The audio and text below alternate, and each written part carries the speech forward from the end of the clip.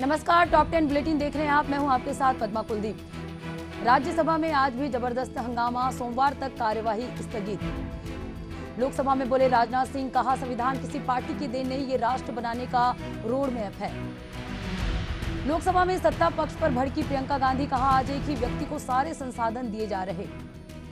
लोकसभा में संविधान पर चर्चा के दौरान प्रियंका गांधी ने कहा संविधान सिर्फ एक दस्तावेज नहीं, इंसाफ की उम्मीद है।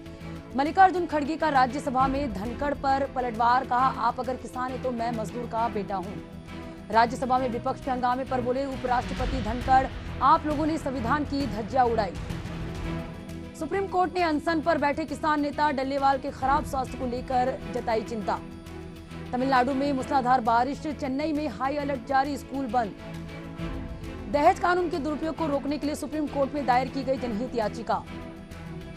और अतुल सुभाष खुदकुशी केस में कर्नाटक पुलिस जौनपुर में निशा सिंघानिया के घर पहुंची, चिपकाया नोटिस।